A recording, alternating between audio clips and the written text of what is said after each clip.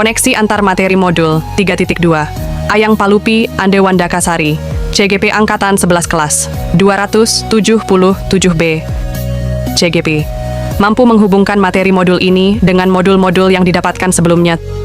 Buatlah kesimpulan tentang apa yang dimaksud dengan pemimpin pembelajaran dalam pengelolaan sumber daya dan bagaimana Anda bisa mengimplementasikannya di dalam kelas, sekolah, dan masyarakat sekitar sekolah. Pemimpin harus mampu mengelola sumber daya dalam sebuah ekosistem dengan baik agar dapat berkembang dan maju. Sebagai guru, kita harus peka dalam mengidentifikasi aset atau modal yang dimiliki sekolah, baik di lingkungan terkecil yaitu kelas hingga masyarakat sekitar sekolah. Ekosistem merupakan sebuah tata interaksi antara makhluk hidup dan unsur yang tidak hidup dalam sebuah lingkungan. Sebuah ekosistem mencirikan satu pola hubungan yang saling menunjang pada sebuah teritorial atau lingkungan tertentu. Jika dijabarkan sebagai sebuah ekosistem, sekolah adalah bentuk interaksi antara faktor biotik, unsur yang hidup, dan abiotik, unsur yang tidak hidup. Unsur biotik terdiri dari murid, guru, kepala sekolah, tenaga kependidikan, pengawas, orang tua murid, masyarakat, dinas terkait, pemerintah daerah.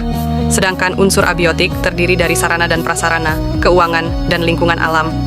Terdapat dua pendekatan yang digunakan dalam mengelola sumber daya. Pertama, pendekatan berbasis kekurangan masalah, deficit-based approach. Pendekatan ini memusatkan perhatian kepada apa yang mengganggu, apa yang kurang, dan apa yang tidak berfungsi dengan baik. Kedua, pendekatan berbasis kekuatan, asset-based approach, memusatkan perhatian pada apa yang berjalan dengan baik, yang menjadi inspirasi, yang menjadi kekuatan ataupun potensi yang positif. Pertanyaan 2. Jelaskan dan berikan contoh bagaimana hubungan pengelolaan sumber daya yang tepat akan membantu proses pembelajaran murid menjadi lebih berkualitas. Agar pembelajaran murid menjadi lebih berkualitas, pengelolaan sumber daya berbasis aset dengan pengelolaan 7 aset secara maksimal sesuai kebutuhan murid diantaranya. Modal, aset manusia 1, pengawas 2, kepala sekolah 3, guru 4, tenaga pendidikan 5, komite 6, murid 7. Orang tua modal sosial dalam mendukung potensi kesehatan dan wawasan siswa, guru memaksimalkan aset berupa paguyupan orang tua, kerjasama dengan koramil, puskesmas, kejaksaan, kepolisian, organisasi keagamaan modal fisik gedung ruang kelas, perpustakaan, kantin, kamar mandi, lapangan, sarana dan prasarana lainnya yang menunjang KBM. Modal lingkungan, alam dekat sawah, kebun sebagai sarana sumber belajar. Dekat dengan peternakan sebagai sumber belajar murid, modal finansial. Modal finansial diantaranya berasal dari dana BOS, dana infak, dana insidental, dan dana WCSR. Dana sekolah dari kebun sawah dari pinjaman pemerintah daerah setempat. Modal politik kebijakan kepala sekolah dalam kegiatan PBM polisi, keamanan, sosialisasi bullying di sekolah, puskesmas, sosialisasi kesehatan, modal agama dan budaya dekat dengan pondok pesantren rebana, sumber belajar dalam kegiatan ekstrakurikuler, barongan, sumber belajar dan kearifan lokal. Pertanyaan 3. Berikan beberapa contoh bagaimana materi ini juga berhubungan dengan modul lainnya yang Anda dapatkan sebelumnya selama mengikuti pendidikan guru penggerak. Refleksi filosofi pendidikan nasional, Ki Hajar Dewantara.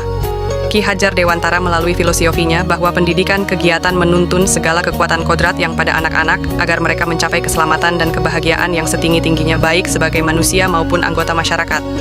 Pemanfaatan aset kekuatan guru dan murid sehingga guru sebagai pemimpin pembelajaran harus dapat melakukan proses pembelajaran yang menyenangkan dan berpihak pada murid, karena murid bukanlah kertas kosong, namun setiap murid memiliki potensi yang berbeda-beda, dan tugas kita sebagai guru hanya menuntun dan menebalkan potensi yang sudah mereka miliki.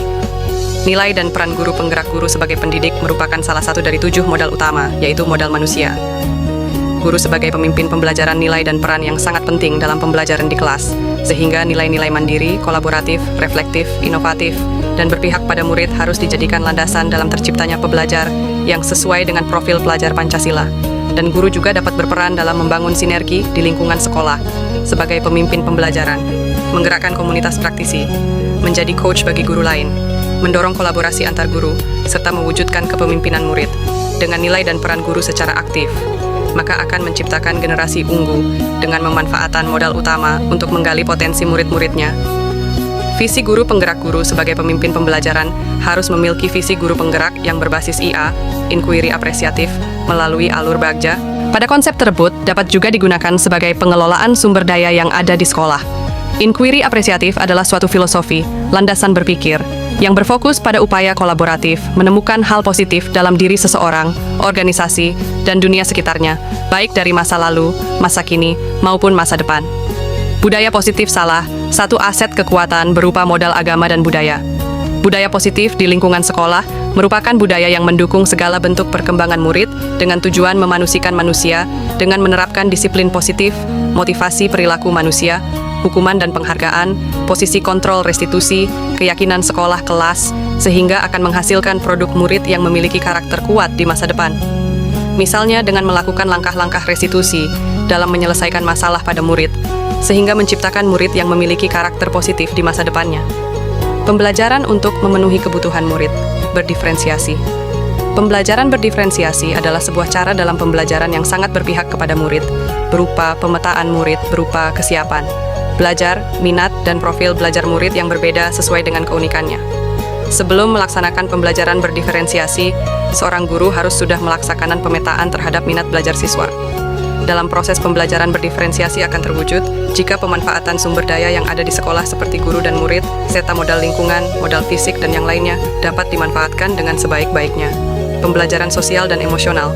Pembelajaran sosial emosional (PSI) merupakan strategi seorang pemimpin pembelajaran dalam melakukan kolaboratif oleh seluruh komunitas sekolah yang menekankan pada keterampilan dan pengelolaan mengenai aspek-aspek sosial emosional. Teknik kesadaran diri, mindfulness, juga dapat dijadikan strategi bagaimana cara mengelola sumber daya manusia, yaitu murid melalui tahapan tersebut, maka potensi kecerdasan sosial emosional anak bisa berkembang secara optimal.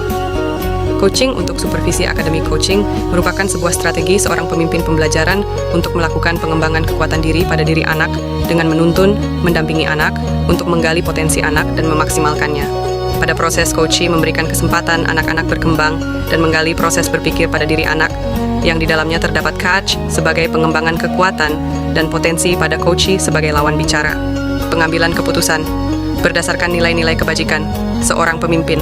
Sebagai pemimpin pembelajaran dalam prosesnya akan selalu berhadapan dengan dua situasi, yakni dilema etika dan bujukan moral yang dituntut pada pengambilan keputusan.